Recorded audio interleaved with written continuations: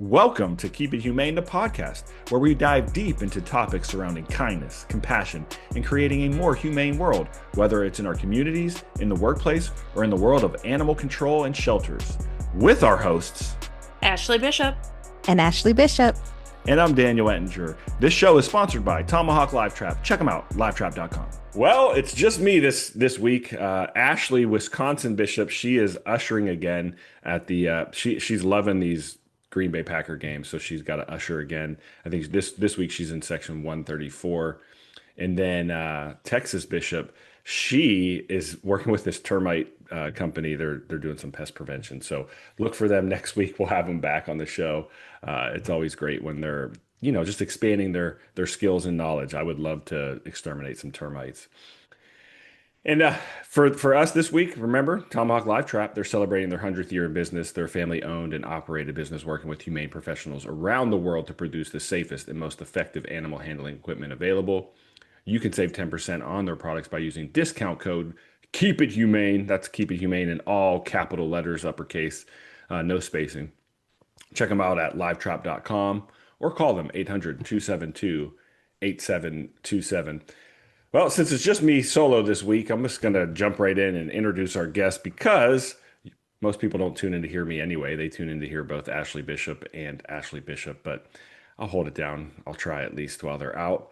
And it's going to be a fun show. If you've never heard of or seen the program, the AnimalZone or AnimalZone, you are missing out. And we have the host, the creator, the everything about the AnimalZone, Arthur von Wiesenberger. Arthur, welcome to Keep It Humane, the podcast. Well, good. Hi, it's so good to be on Keep It Humane with you. And I'm sorry to miss out on Ashley, but I think two guys can have a lot of fun talking about animals or anything else for that matter. Indeed. Arthur, look, this show, our show, Keep It Humane, we try to capture everything that is relatable to our industry. And as I was perusing your website, and for our listeners, if you want to check that out at home, it's animalzone.org, animalzone.org. There, you got a lot going on, man. This is a really cool website, and not even just that, a cool program that you're doing. And I'd love for you to just, before we jump into like the program itself, can we tell our listeners a little bit about you, just so they understand who is Arthur? Okay, sure. Well, always loved animals since I was a kid. I grew up on the East Coast, and we had a place up in Westchester County in New York State. And back in those days, it was very rural, just dirt roads, and not a lot of people around. And my best friends were mostly animals. We had dogs and cats, and there were bullfrogs and chipmunks and squirrels, and you name it. It was like Noah's Ark in the mountains or in the foothills there. And I always thought animals were great. They were just great pals to have and fun. And I learned a lot about them just living around them. That was terrific. And then we moved overseas. My father sold his business and we moved to Europe. And I was in a boarding school in Switzerland called Aiglon College. And at Aiglon, there was a film club. And I was asked to organize some of the films that we were going to show. And I'd heard about this group from New York called Friends of Animals, and they were making documentaries about things that were going on with animals that were not the best things. Like they had the seal slaughter that was taking place, baby seal slaughter, horrible stuff. And I thought, well, this would be a good thing to talk about in the film club because it's something you don't normally see. Well, I saw it and I didn't ever want to see it again. It was the most heart-wrenching thing. And it left an impression on me that animals need to be respected and cared for, not abused and tormented and killed. So I kind of became more and more interested in animal welfare, and then fast forward, moved to California, and opened up a nightclub in the '80s called Nippers, and we had one in Beverly Hills. Wait. Yeah, you opened up a nightclub? Yeah. All right. That's a whole nother podcast because I have and you said Beverly Hills in the 80s. Wow. I have so many thoughts. All right. So here in Santa Barbara, where I am, there was nowhere to go at night that was not just a really, kind of nasty bar. So I thought, Sure. well, having lived overseas, I've seen these really nice clubs. And I said, we should do something really nice. And we opened up a little place that we couldn't afford a full liquor license back in those days. So I said, well, we can get beer and wine because it was only a $500 license. Oh, wow. And but instead of just beer and wine, I thought, let's focus on something special. Let's focus on champagne. Hmm. Anyway, we had a champagne bar that became popular. We had a lot of people that came up here, and then they wanted one in LA. And during the course of it all, we were approached by Cindy Irvine of the Irvine family in Orange County that was working with the Dana Point Ocean Institute. They had been given several birds, pelicans, had battered beaks. Mhm. Somebody horrible was breaking off their Ugh. beaks, and they needed to repair these beaks. So I said, well, let's do a fundraiser here at Nippers to repair the beaks, Hmm. and we sent out invitations to our group. A lot of people came in. They we set up a nonprofit casino. In other words, people would gamble, but the money would all go to this fundraiser, and we raised a lot of money. In fact, when we found out they only had 3 pelicans, and I think with the amount we raised, they could have given them golden beaks as replacements. But the good Wow. news was they were taken care of, and I thought, the more we do for animals, the better. And I got involved with the local Santa Barbara Humane and helped them, and then here we were watching TV back in the 20 I mean sorry yeah about 2014, 2015, and you might remember there was that very depressing ad that came on Oh, I with can a sing the very song. sad song by Yeah, I Sarah can. McLaughlin. You want me You to know sing that it? one. Yeah. Oh, yeah. So Yes. Yeah. I can't. I'm at a point now where I can't watch anything to do with animals that are in pain. I mean, it really is not. It's not a good thing, and neither does my significant other. So we would run to the remote control and try and switch channels fast before that carried on. And I talked to someone in the animal welfare world. I said, "Is this ad helping you guys?" And she Hmm. said, "No, actually, it doesn't help us for 2 ways. One is that people see that and they think that going to rescue animals is going to be a terribly depressing exercise, and here they are going to get their animals, their new family members. Hmm.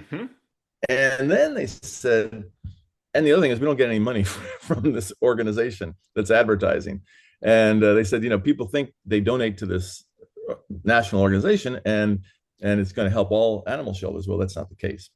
So I said, we got to change the narrative a little bit on this. Let's maybe we can change the results. We'll make a show that talks about animal welfare and animal shelters and the heroes that look after animals, the heroes that care for them, that foster them, and try and stimulate people to donate locally. And that was kind of the goal. And that's where I started. So the Animal Zone has been around since, like, it started Our in first 2015 or episodes aired we started airing in 2018. 2018. Okay. So we're now, gosh, over 180 episodes and still rolling, which is good news. And it looks like you travel around the world. We started locally. This was a Yeah. local show. This Yeah. was something that was on Cox Television in Santa Barbara. Okay. Got it. And it really, the goal, as I said, was originally to just focus in on the animal shelters in this area and let people know that, hey, they're doing great work. It's not a depressing place to go to adopt your next animal, and donate or volunteer or help out. And that was the impetus of the show. But what happened was uh, people were more and more interested in animal welfare. We started spreading our wings a little bit and going down to San Diego and up north to San Francisco, and including shelters over on all those places, and sanctuaries, and also animal experts. And then the the pandemic hit, Mm. and that may have been terrible for almost everybody, but for the show it was a benefit because people suddenly were adopting animals left, right, and center because they were stuck at home without anybody, and they wanted that somebody to to be close to, and that would be a dog or a cat. Sometimes people went to rabbits, and then beyond that. So that's how we expanded. And we went national, and then ultimately now we're on some of the streaming platforms that are international, like Pluto. Okay. And it looks like you just launched season 14, which was filmed in Hawaii. So Yeah, that had to be a pretty good assignment, I would imagine. it was just great. And Hawaii was such a surprise. That's the thing about going outside of our own bubble in California or Sure. in the US for that matter. Because when you go overseas, like whether it be Japan where we went or Switzerland, you realize that people have different approaches to animals and animal welfare. And some are great, some need some help, but they're all to do with animals. And that's what we wanted to bring to the screen was saying, hey, we may be doing it this way, but maybe there's other ways to deal with Mm. animal issues. And ultimately, what we find is no matter where you are, it's people with big hearts that are caring for animals. And that's why I love this activity because for me, you know, in the nightclub business, it's a little different. It was a little bit different than in the animal welfare world. Yeah, and I mean, you're speaking our language here. That's kind of the why behind our podcast, and I talk about the why all the time. And for me, it's really because we can, change lives. For me, this is my why, and everybody has their own. It's to help change lives directly or indirectly, and that could be a human or an animal. And you can do that through this world that we live in, whether it's reuniting a lost pet with their owner or making that connection where it's, I wish dating was that easy. You could just go to the shelter, pick out your next spouse, I guess, and then just everything is great. But it doesn't work that way. But with pets, it's easy. You go to the shelter, you find that pet that just really speaks to you, and it becomes your lifelong, um, just I guess memories and of good things that happen. I think about it all the time. If I was ever to design an animal shelter, I would somehow figure out a way that every office, every administrative area looked into the parking lot. So then when the people left with their pet, you could actually catch those moments of them stopping, hugging them, taking a bunch of photos, jumping up and down. You see it all the time. You just don't see it all the time from the shelter perspective, just the way that they're designed. And we have a job where it's so difficult on a day to day basis. Compassion fatigue runs deep in our industry. And I think just being reminded of those little things, why you do the job, will eventually maybe just help the overall morale of everybody in this industry because it is hard. When you talked about the Sarah McLachlan song and the ASPCA commercial, that is the stuff that we see on a day-to-day basis, whether it's in the kennels or the officers out in the field. And so it's really great that you're doing this show and really highlighting the great work that people are doing day in and day out because it's a heartless, thankless job, and the more support that we have, the better the staff's going to be, and then B, probably even more importantly, the more animals we're going to get into homes. Yeah, and what you want to do, I mean, what we thought really as we started to fine tune our mission, we kind of had three goals. One was to entertain people because that's how you keep people glued to your station or to your computer, and then to educate them because that's desperately needed uh, everywhere. There's more education about animal welfare and animals in general, and then maybe inspire them. That's our real ultimate hope is if we can inspire them to take an action, be involved with animals and adopt an animal, uh, which is one of the greatest things you can do because giving an animal a home is the ultimate goal, I think, of all shelters. And animals know it. That's the amazing thing. I've got a, a lot of rescued animals here at home, and I've noticed with every animal I've rescued, they seem to react differently than animals that you may have, you know, gotten through a breeder or bought in a pet shop or whatever. They know that they are saved, and I think that is one of the most engaging and wondrous things that goes on in the adoption side of animal welfare. I've got three cats. They've all been rescued. Two were from a film shoot in LA. We were filming a kitten rescue LA, and this one kitten came crawling up onto my arm while I was interviewing the woman who ran it and starts licking my ear. Oh, well, I couldn't help myself. I said, sold, let me I'll rescue take this one. And I'll it take happened to have a that. bonded brother. So we ended Yeah. up with two of them. And then we had one up in the mountains. I have a place up in the Sequoias, and this cat was born in the wild and was just at the edge of becoming a feral cat. But she would come and visit me in my barn, and I would feed her and pet her, and ultimately I said I got to rescue her because she's not going to survive out here. There's bobcats and mountain lions and a lot of other predators, and brought her back down here. flea ridden. I mean, she had more fleas than a flea circus. And my significant other spent days removing the fleas and Wow, ultimately got them off her. And now she's a beloved, loving animal. I mean, I'm so lucky to have her. that's fantastic. When we talk about the show, like, how do you select, I guess, your topics? How do you get guests? Like, what is your criteria of featuring? So, if like someone's listening right now and they're, let's say they're in Texas or they're in Alabama or Florida, how do they reach out? How do they get in touch with you to maybe discuss opportunities? We're always looking for great stories that are heartwarming, engaging, and successful. We're basically a positive show. You know, I was telling you earlier about those Friends of Animals videos or films that were very depressing. We are kind of taking the opposite approach. We want to show the positive side of animal welfare, not the negative abuse, because we can see enough of that everywhere, unfortunately. So we're looking for positive stories that will especially appeal to families who are our main audience, kids who are really trying to attract to the show. Because I think if you can show children at an early age about animals and the welfare and the good things, because kids already have a natural passion for animals normally. Hmm. And the more we can nurture that, I think the better.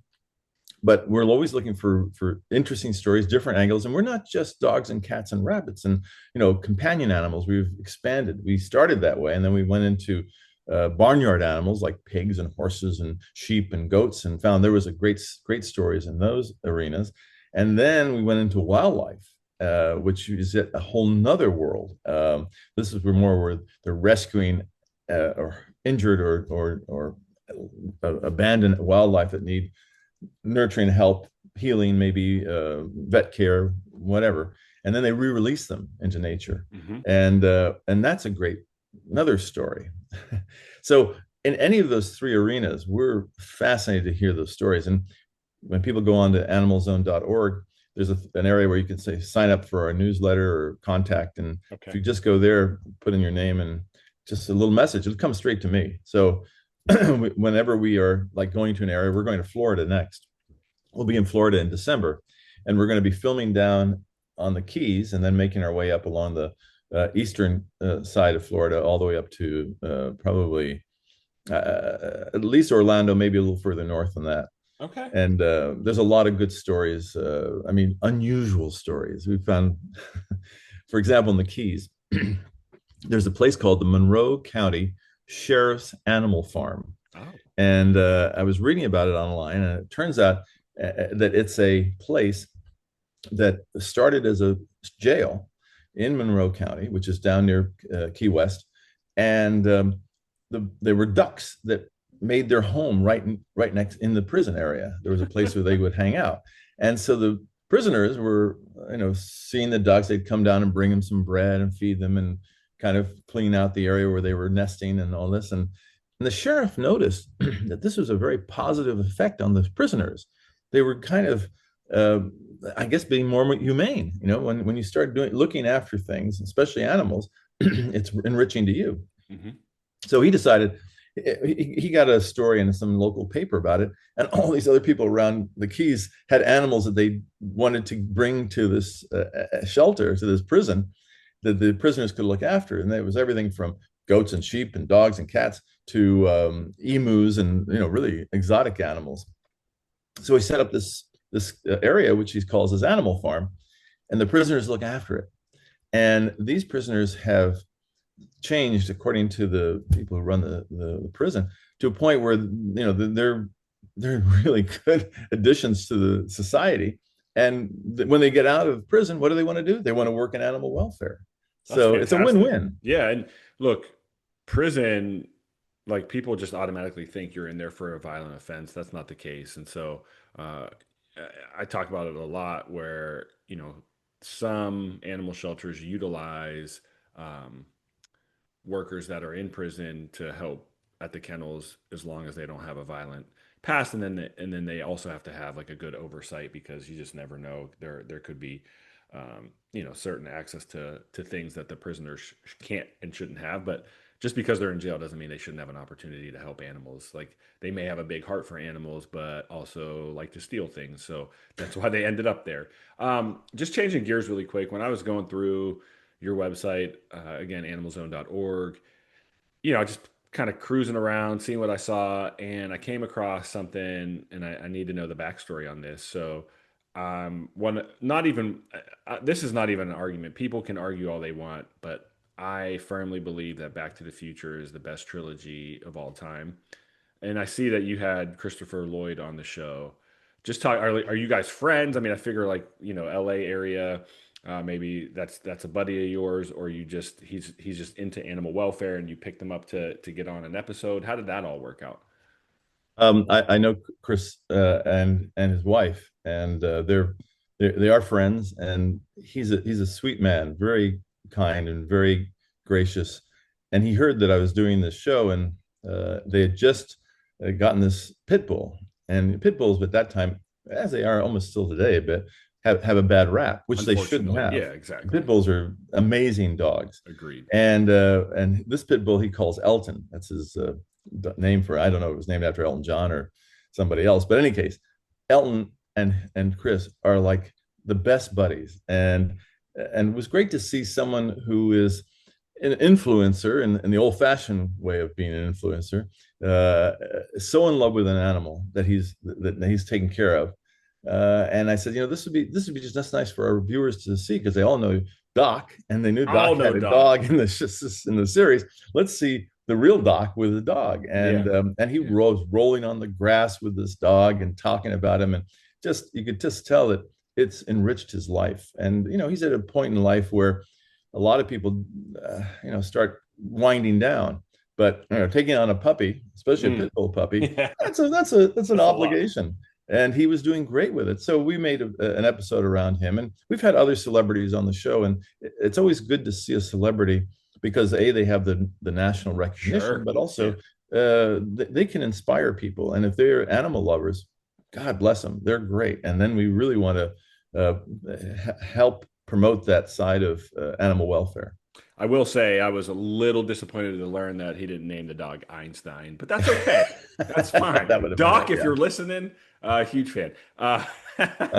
But in all fairness, Arthur, it's so refreshing to see people doing this for the right reasons. And I mean that we've had several guests on this show. I think this is episode 285 or 284, somewhere in there.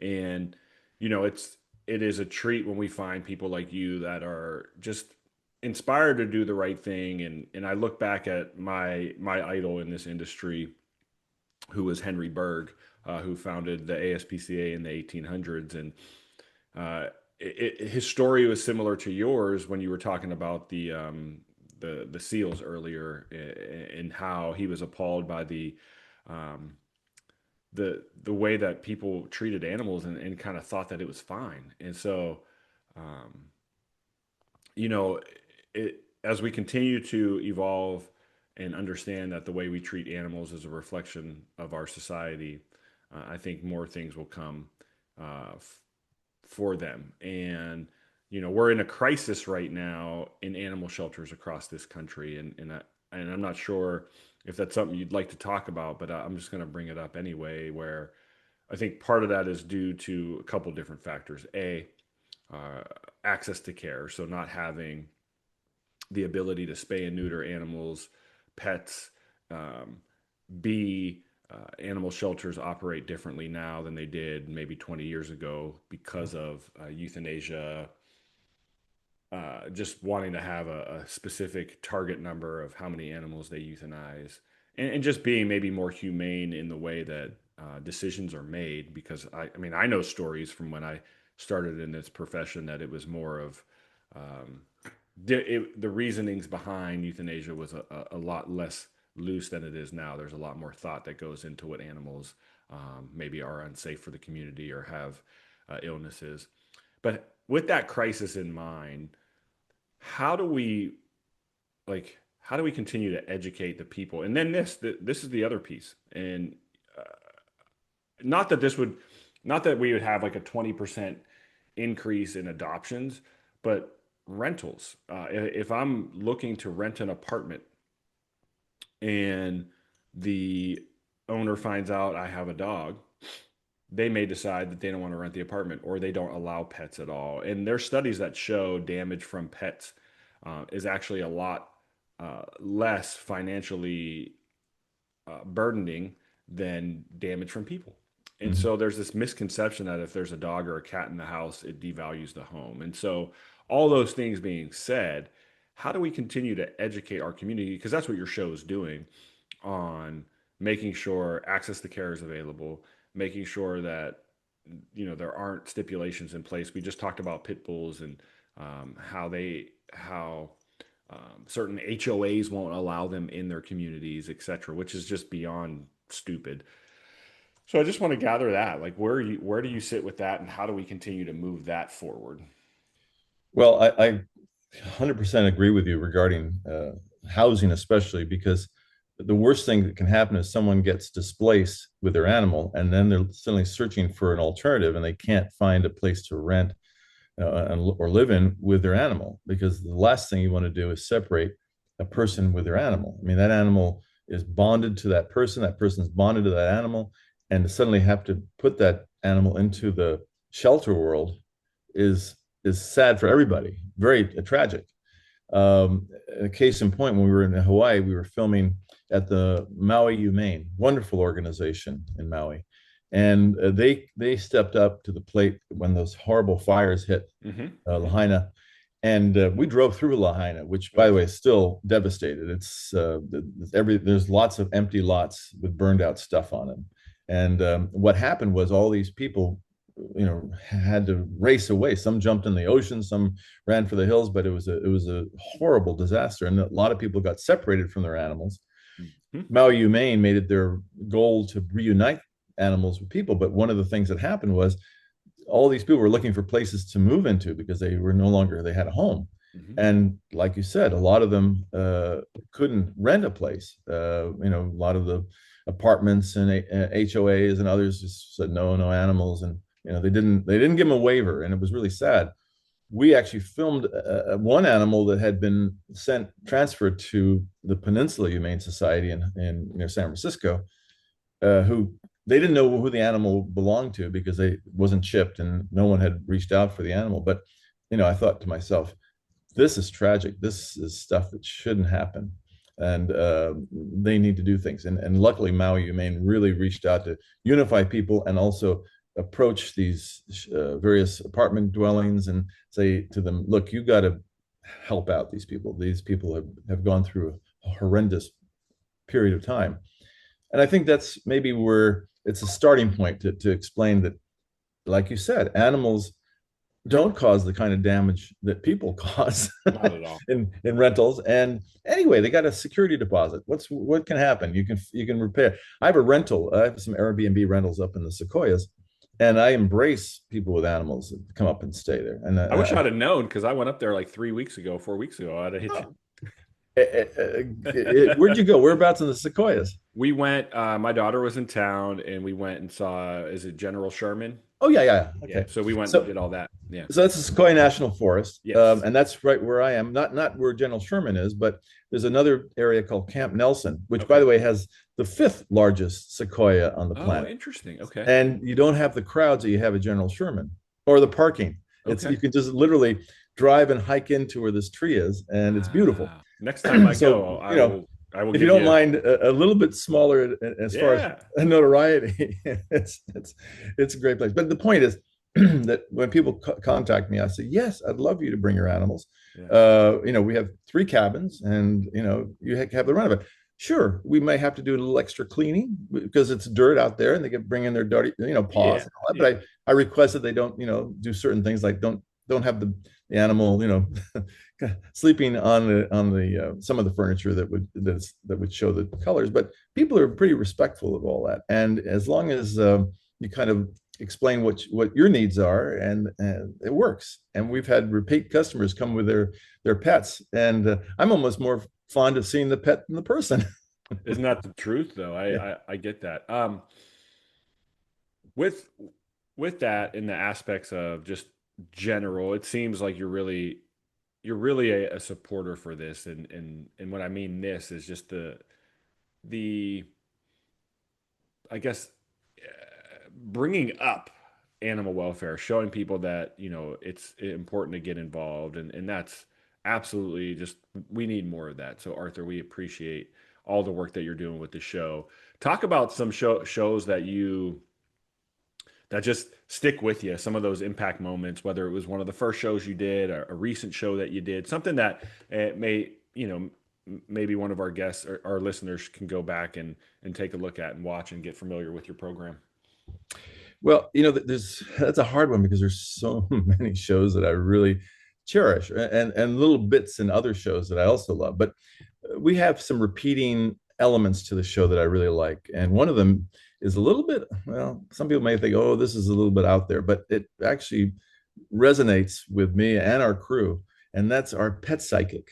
And I know a lot of people say, oh, yeah, pet psychic, come on. Well, let's say a pet communicator, which is probably a little more acceptable. Okay. Her name is Laura Stinchfield, and she's been writing books about animals and animals that she has communicated with since she was a kid. She grew up also on the East Coast in New York, and she would talk to horses and other animals around her home and tell her parents that, oh, so and so said this or so and so wants that.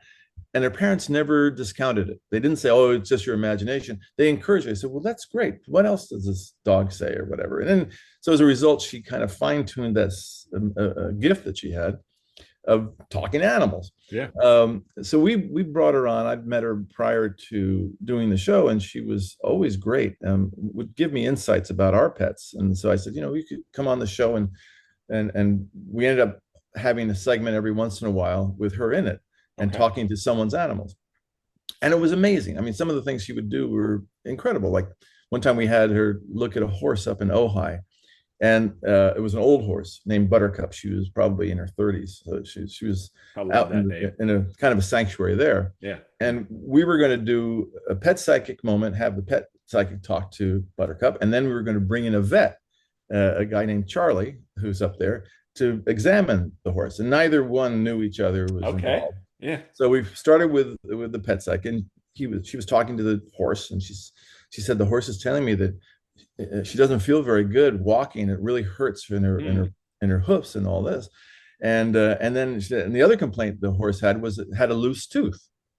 So that was pretty much what she said as far as the animal's health side of things. So then we dismissed Laura, brought in Charlie the vet. Charlie starts doing a normal exam, and first thing he says is, well, it looks to me like this horse has got arthritis, which would make it very hard for the horse to. Arthur, did she see this horse walk and determine that maybe it was limping or anything like that? No, because we brought her in once the horse was tied up to a fence. Sure. So she just, that way she could talk with the horse, and the horse wouldn't go running away. So then Charlie said the horse looks like it has arthritis, and that's probably why, if it's having trouble walking, it would be the reason. And then as he goes around and starts examining the mouth, he reaches in, and what does he do? He pulls out a tooth. Just pulls it out right there. Right on camera. And I looked at the camera. I said, no one's going to believe this. They're going to think this was a setup because it's just too amazing. But that's the kind of thing she does time and time again. I mean, she's so accurate. So we have an episode called the Pet Psychic Special, season 11, episode 4. Okay. And you can sort of see her talking with different animals and different owners, and really exploring animals and what they are feeling or thinking. And sometimes it's very funny. Like we had a dog. This was shot in Dallas. We had a dog and his caretaker come in. And the dog was named Moose. And Moose was a big dog. I mean, he was a big dog. He was a moose. Yeah, Moose. And the owner was saying that Moose really doesn't like to go out, really has a trouble going, especially to the veterinarian. So Laura starts talking to Moose, and Moose is just sort of sitting there, just listening. And he says, Moose, I know that, you have trouble when you have to go to the vet. And the minute she mentioned the word vet, Moose starts growling like, and baring teeth. And I went, oh my gosh. Don't mention the vet word here. But it turned out that he really had an issue with going to the vet. And I hopefully the owner has since then switched vets, because, sometimes vets can be great, sometimes not so great. Ain't that just like doctors for people, right? Yeah, that's right. But anyway, she's great, and so her episodes are always unique as far as I can see. But sometimes the other situation is totally different. Like when we were over in Switzerland, we were filming at a law office that specializes in animal welfare in Zurich, and the lawyer that was there was explaining to me some of the laws that they're passing in Switzerland uh, in regard to animal welfare. Like they're They're very so strict about it. advanced. They're so They're so advanced. ahead of us. I know. Yes. Yeah. I mean, for example, guinea pigs. You can't have a single guinea pig. You got to Correct. have two, right? Yes. I mean, these are great Yes. things, and it's great that the Swiss are thinking like that. So Yes. I was asking him about, well, what about wildlife? What about the farm animals? Because you have a lot of farm animals. He said, well, that's an interesting story because we did some exams and some studies about cows, Mm. and cows are such a big part of Switzerland. I mean, you think of Switzerland and the cows and the cowbells and the mountains, and that's part of the beautiful picture that they produce. But he said that they found out the cows that wearing the cowbells don't produce as good a milk as cows that don't wear cowbells. And he said that's because the cows wearing the cowbells are stressed because of the weight of the bell and And the the noise. constant ringing of the Yeah. bell. That makes sense. It's simple, but Yeah. in the old days they had those bells on there so the farmers could find the cows where they'd gone into the Alps Sure.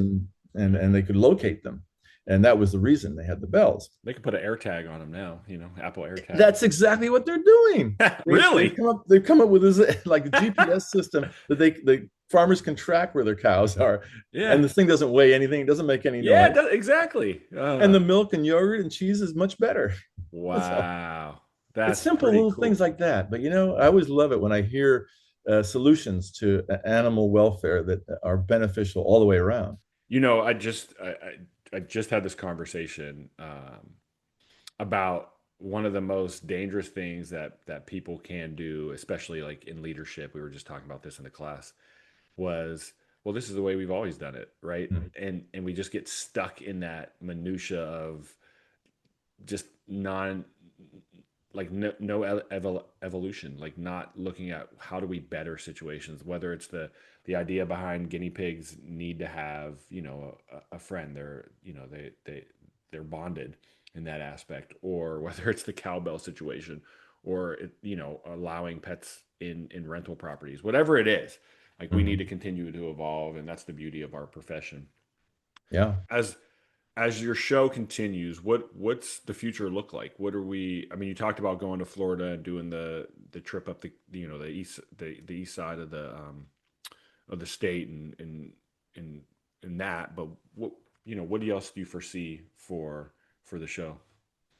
Well, I mean, I'm really looking forward to Florida because they have so much, both in the world of companion animals, wildlife, even sea life, and there's dolphin situations I want to look into. There's a coral story that I think might be interesting, and you're talking about how people have always done things, and Mm, and they think that's the way to do it. And one of the things we found in Hawaii was the Hawaiians in some areas are very much against spay and neutering of their pets, mm, and and it's to do with their own philosophies and beliefs sure. that exist out there. So what's the solution? Um, I heard that up in Gainesville at the university there, they've been coming up with new ways to deal with animals that doesn't require surgery. They have certain medications that they can provide. There's certain injections they're looking at. So Yeah, there may be alternatives that doesn't affect the animal, like removing their genitals or sure. whatever they're Yeah, the removing. surgery. Yeah, The surgery, right? yeah. So I thought, well, that could be an interesting story because we really need to explore all options because maybe there's an easier way to go. Maybe there's a less invasive way to go that will produce the same results that Sure. will deal with overpopulation. So those are the kind of stories we're looking towards and seeing, maybe this will be something that will help people. And maybe in Hawaii, they can look at these new approaches that could be a solution to the overpopulation.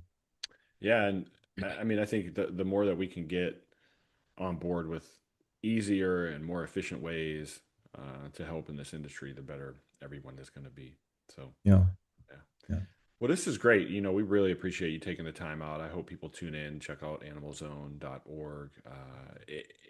there's a contact us page so people can reach out as far as just maybe being considered to come on the show too, and or can they? I mean, people can also suggest other places, so they may not work for that organization, but they may say, "Hey, this is a great opportunity for you." We welcome tips because that's really where we've excelled is when people who watch the show, our audience is telling us, oh, we know about this shelter in Des Moines, or we know about this place, elsewhere. And the more we get that information, the more we can build a trip to that destination to create a series, because that seems to be what people want, and that's what we want to do is show all the different aspects. So we welcome people's suggestions, recommendations, and of course criticism. And we sometimes get great viewer emails and photos. We had one that came from a family that sits and watches the show every Saturday morning on Cox Television at 8:30 in the morning, and they're sitting on a couch with their dog Hmm. watching the show, and the dog is glued to the TV, which That's I thought was great. great, but only glued to the TV when the animals were on, not when I'm on. It's so funny because my dog does the same thing, man. As soon as he sees a dog on TV, he is up at it. Whoa, whoa, whoa, whoa, whoa. And I'm like, Yeah. all right, buddy. Like, it's just a TV. He thinks it's a window, but dog's not coming in the house. It's not going to happen that way. Um, so yeah, that's really cool, Arthur. We really we're we're proud to say that we've had you on the show, and really just an opportunity to continue to move this profession forward, because that's what it's all about for us is this can help somebody maybe make a decision on getting a pet, or maybe if you're a landlord and you're like, you know what, I've heard it before. I just had this argument with a leasing agency who was trying to basically tell, they were asking about my dog, and I said, you can't ask those questions if the dog is a truly an emotional support animal. If it's like not a fake one that you just buy a pass online or whatever, but that's a violation of the Fair Housing Act. Like, I don't know if they can get like fined or what happens in that regard, but it just shows you the integrity of people, because all they care about is that, like, oh well, what about this and what about that? Liability, liability, liability. Mm. And it's a shame that we're in a space where um, they're not asking about, what about, is the person an alcoholic and damages stuff when they get drunk? Like, they don't ask that question, which is going Yeah. to cause way more damage than a dog that's well behaved. That, you know, knock on wood, I've had this dog almost 6 years, and one time in his entire life has he had an accident in the house outside of being a puppy, right? Like out of that first 6 month stage or whatever. And when he did, my man jumped into the bathtub and went into the bathtub. Like, Wow. the instincts. I don't know how he knew to do that.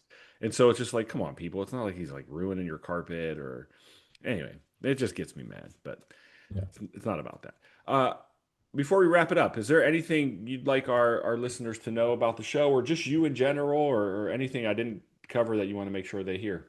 Well, I mean, you covered so many great sides of this adventure, and it really is an adventure working with animals. And I think the only thing I can maybe just reiterate was, anyone can be involved with animal welfare, and there's so many different ways you can be involved. From donating, of course, that's one of the things all these shelters really do Sure. need Yeah. your dollars, because they're not getting it from national organizations; they're getting it locally. So, donate to your local shelter is my first message, and then also if you're not able to donate, you can always volunteer. If you can't volunteer, you can Yes. always foster. Yes. And if you can't foster, you can just get the word out, send it out to your friends, say, hey, check out XYZ shelter here in Huntington Beach, because they're doing some great work and they need your help.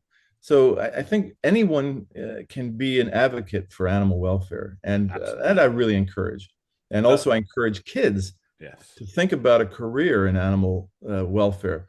There's a need for more veterinarians, and veterinarians are, I mean, that's a very well paying job Well, if you want a depending on where, career, yeah, but it's if yeah, it's essential, yeah, it and is. I go to these shelters, and they're always trying to get another vet or trying to get more people to help. And there's so many different species you can focus in on one type of animal or a bunch of different animals, and those are great careers for people. They are, and to up the ante about getting involved. I used to say this when I worked the field when I was an animal control officer in Denver.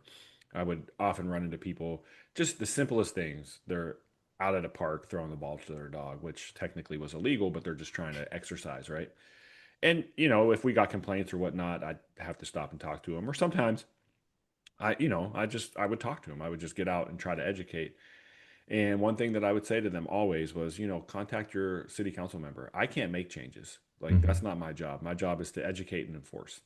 And in this scenario, I'm going to educate, but part of that education is talk to your city council members. And so that's up in the ante a little bit. In addition to what you talked about, how to get involved, work with lobbyists. Make it illegal for landlords to discriminate against pets in the home.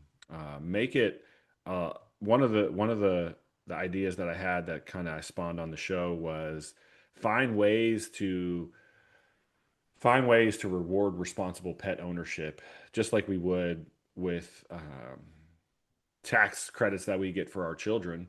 Mm. For some people, a pet is their child.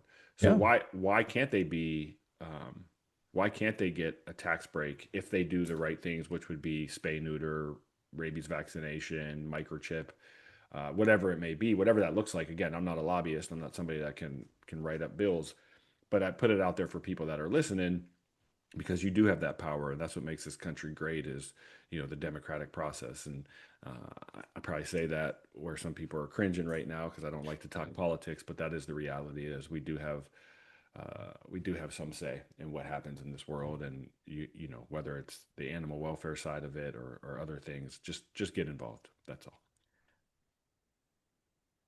Arthur, pleasure having you. Again, people, check out animalzone.org and please check out our website, keepinghumane.com. You can check us out on all the socials. That's Keeping Humane there. I'm guessing you're on all the socials as well as That's Animal right. Zone. Yeah. Check them out, YouTube channel, all that fun stuff.